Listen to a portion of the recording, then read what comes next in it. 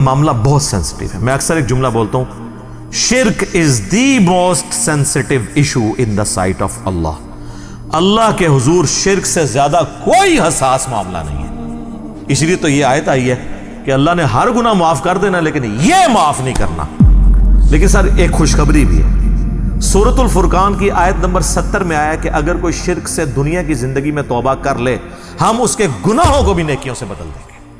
سبحان اللہ وبحمدہ, سبحان اللہ وبحمدہ, سبحان اللہ العظیم, عدد خلقہ ورضا نفسہ وزنۃ عرشہ ومداد کلماتہ.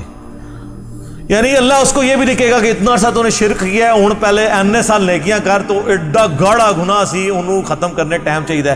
اللہ کہتا ہے تو توبہ کر لے, میں اس گناہ کو بھی نیکی کے برابر تول لوں گا, ایک بار میری طرف آ جا. صحیح مسلم میں حدیث ہے اور جامعہ ترمذی میں بھی, اے میرے بندے اگر تو اتنے گناہ کر لے کہ آسمان تک پہنچ جائیں اور صرف ایک دفعہ مجھ سے معافی مانگ لے, میں تیری توبہ قبول کر لوں گا. اور اے میرے بندے اگر تو زمین و آسمان گناہوں کے بھر کے قیامت والے دن میرے پاس آیا لیکن تو نے ایک گناہ نہ کیا ہوا, اور وہ ہے مجھ سے کے ساتھ کسی کو شریک ٹھہرانا, تو میں اس قدر مغفرت کے ساتھ اس سے ملاقات کر لوں گا اگر تو نے شرک نہ کیا ہوا. بس یہ گارنٹی دے دوں. ایک تو موٹا موٹا شرک ہے نا, ویسے تو خواہش نفس کو بھی شرک کہا گیا. افرائیت من اتخذ الہہ ہوا, بھلا اس شخص کو دیکھا جس نے اپنی خواہش نفس کو اپنا خدا بنا لیا. وہ بھی چھوٹا شرک تو ہے. فجر کے وقت اذان کی آواز سن کے مسجد میں نہ جانا اور اپنے نفس کی پیروی کرنا, یہ بھی شرک کی ایک فارم ہے.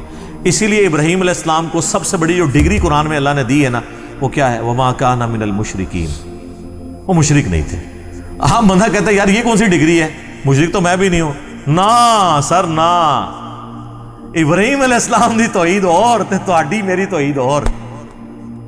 وہ ہر طرح کے شرک سے آزاد ہو چکے تھے. سر اس سے بڑی کیا بات ہوگی. اللہ نے قرآن پاک میں فرمایا کہ سورۃ البقرہ میں کہ جب جب ابراہیم کو اس کے رب نے آزمایا تب تب وہ آزمائش میں پورا اترا. اور سورۃ النجم میں فرمایا ابراہیم وہ ہے جو ہم سے وفا کرنے والا ہے. اور سورہ الصافات میں آیا کہ ہم نے اسے اتنی بڑی آزمائش میں ڈالا کہ اس کے بچے کی قربانی کا اسے حکم دیا تو وہ تیار ہو گیا اس کے لیے. تو انہوں نے بیٹے کو بھی اللہ کے مقابلے پہ کھڑے نہیں ہونے دیا, اس لیے کہا گیا وما کان من المشرکین. یہ کوئی چھوٹی ڈگری نہیں, بہت بڑی ڈگری ہے. تو شرک کا معاملہ بہت سینسٹیو ہے. یہ صحیح مسلم کی میں نے آپ کو حدیث بتائی. ایک اور حدیث ہے صحیح مسلم کے اندر ہی کہ نبی علیہ السلام جب شب معراج گئے تو اللہ تعالیٰ نے ان کو 3 تحفے دیے. نمبر 1 5 نمازیں, نمبر 2 سورۃ البقرہ کی آخری 2 آیات آمن الرسول, اور تیسرا یہ کہ میں گارنٹی دیتا ہوں کہ آپ کا جو امتی شرک نہیں کرے گا نا, میں اس کی مغفرت کر دوں گا قیامت والے دن. یعنی at the end of the day, اپنا عذاب بھگتنے کے بعد. یہ نبی علیہ السلام کو گارنٹی دی گئی. بخاری اور مسلم دونوں میں حدیث ہے, نبی علیہ السلام نے 3 دفعہ فرمایا جانتے ہو سب سے بڑا گناہ کون سا ہے, جانتے ہو سب سے بڑا گناہ کون سا ہے, جانتے ہو سب سے بڑا گناہ کون سا ہے.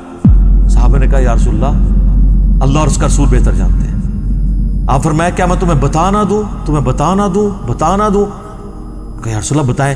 فرمایا اللہ کے ساتھ شرک کرنا.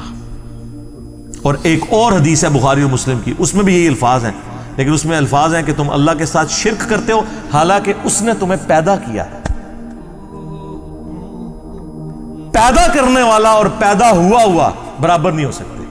سر اللہ ہی ہے جو پیدا کرنے والا ہے, باقی سب پیدا ہوئے ہیں, تو وہ اللہ کے مقابلے پہ کیسے آ سکتے ہیں؟ نیور, کبھی نہیں آ سکتے.